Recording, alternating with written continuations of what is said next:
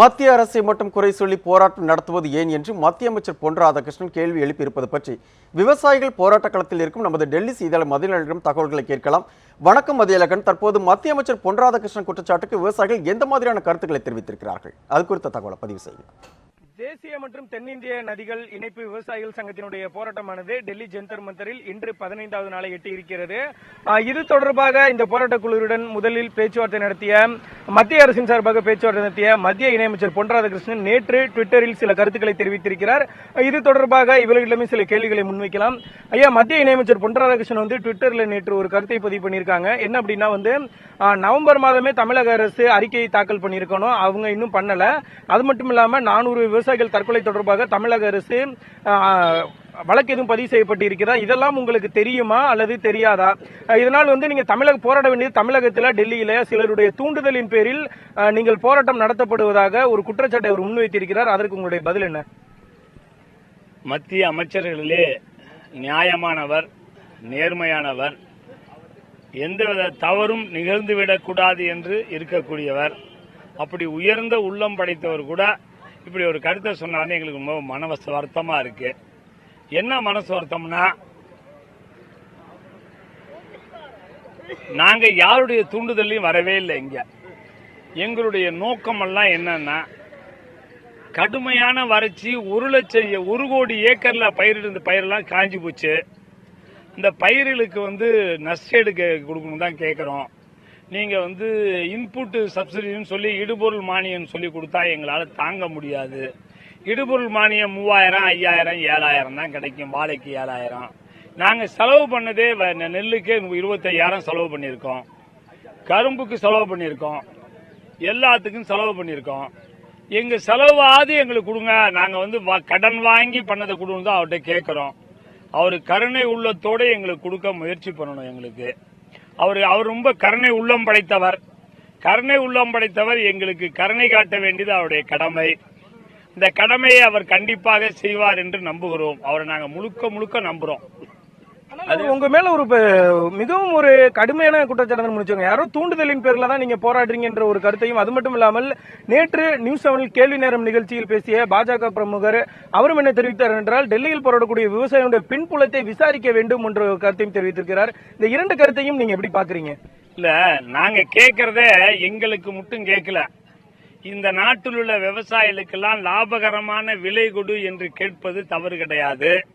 அதே போல ஒரு பக்கம் நதிகளை வெள்ளம் கடல்ல போய் வேஸ்டா விழுவாம வறட்சி பகுதிக்கு நதிகளை திருப்பிவிடு என்று கேட்பது தவறு கிடையாது.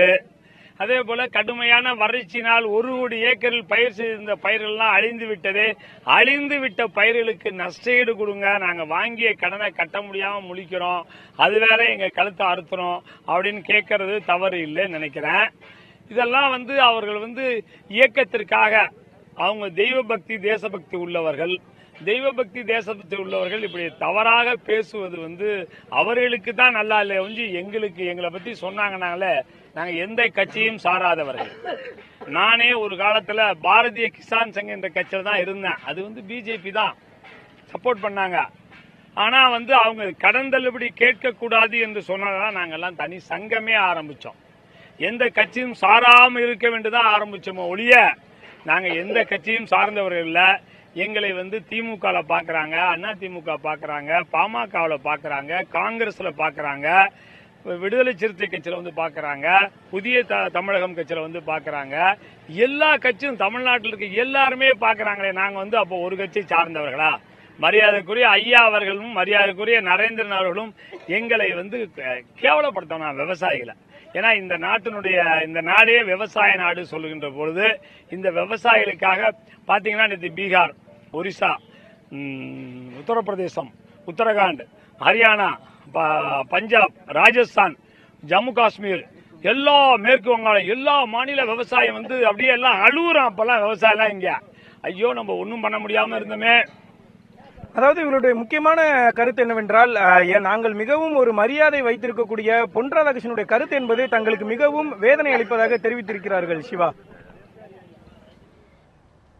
மதியழகன், தொடர்ந்து விவசாயிகள் 15 நாளா இந்த போராட்டத்தை நடத்திட்டு வர்றாங்க. இன்றைய போராட்ட திட்டம் என்னவாக இருக்கிறது? இன்றைக்கு யாரெல்லாம் சந்திக்க இருக்கிறாங்க? அது குறித்த தகவல் இருந்தா பதிவு செய்யுங்க. சிவா, இன்று போராட்டமானது 15வது நாளை எட்டி இருக்கிறது. இன்றைக்கு இவர்களை தமிழ் மாநில காங்கிரஸ் கட்சியினுடைய தலைவர் ஜி.கே. வாசன் சுமார் 10 மணி அளவில் சந்திப்பதற்காக டெல்லி ஜந்தர் மந்தர் வர இருக்கிறார். அது மட்டுமில்லாமல் இன்று தமிழகத்தினுடைய விவசாயத்துறை அமைச்சராக இருக்கக்கூடிய துரைக்கண்ணு மற்றும் மக்களவை துணை சபாநாயகர் தம்பிதுரை ஆகியோர் டெல்லி ஜந்தர் மந்தர் வரலாம் என எதிர்பார்க்கப்படுகிறது. அதனைத் தொடர்ந்து விவசாய சங்க பிரதிநிதிகள், அதாவது இங்கு போராட்டத்தில் ஈடுபட்டு உள்ளவர்களுடன் இணைந்து மத்திய அமைச்சர்களை சந்திப்பதற்கான திட்டமும் இருப்பதாக கூறப்படுகிறது. இவர்களை தவிர வேறு யாரெல்லாம் இங்கு வருகிறார்கள் என்பது குறித்தான தகவல் இல்லை. இது தொடர்பாக ஐயா கண்ணு அவர்களிடம் சில கேள்விகளும் நிற்கலாம். ஐயா, இன்னைக்கு தமிழக விவசாயத்துறை அமைச்சர் இங்க வரதா சொல்லியிருக்காங்க. இன்னைக்கு உங்களை அமைச்சர்களை யாரும் சந்திப்பதற்காக அவர்கள் அழைத்து செல்ல இருக்கிறார்களா? அது தொடர்பான தகவல் எதுவும் உங்களுக்கு வந்ததுங்களா? ஐயா, ஐயா, எங்களுக்கு ஜி.கே. வாசன் ஐயா வரதா சொல்லியிருக்காங்க. இந்த கம்யூனிஸ்ட்ல இருந்து வரதா சொல்லியிருக்காங்க. இவங்க தான் முக்கியமா சொல்லியிருக்காங்க எங்களுக்கு. அதே போல ஐயா ஊடகங்கள் மூலமா தான் எங்களுக்கு தெரிஞ்சது இது மாதிரி மந்திரிகள்லாம் வர்றாங்கன்னு சொல்லி. தமிழ்நாட்டில இருந்து அங்க பேப்பர்லாம் நிறைய வந்திருக்கான். இது மாதிரி மந்திரி எல்லாம் போய் விவசாய பாக்குறாங்க, பேசுறாங்கன்னு வருதுதான். அதனால எங்களுக்கு அதுதான் எங்களுக்கு தெரியுமோ ஒழிஞ்சு எங்களுக்கு நேரடியா நாங்க இங்க டெல்லியில டிவி கிடையாது, எதுவுமே கிடையாது. நாங்க தனியா இடத்துல அப்படி உட்கார்ந்துருக்கோம்.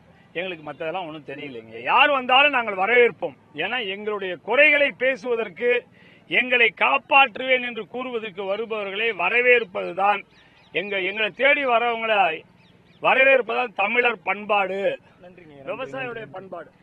அதாவது சிவா, இவர்கள் குறிப்பிட்ட மாதிரியே தான் இன்று வருவது என்பது தமிழ் மாநில காங்கிரஸ் கட்சியினுடைய தலைவர் ஜி.கே. வாசன் மற்றும் சில கம்யூனிஸ்ட் கட்சி தலைவர்களுடைய வருகை மட்டும்தான் உறுதியாகி இருக்கிறது. தமிழக அமைச்சனுடைய டெல்லி வருகை உறுதி செய்யப்பட்டிருந்தாலும் அவர் எப்பொழுது இவர்களை சந்திப்பார், அது மட்டுமில்லாமல் மத்திய அமைச்சர்களை சந்திப்பார்களா என்பதும் இதுவரை எதுவும் உறுதிப்படுத்தப்படவில்லை. சிவா.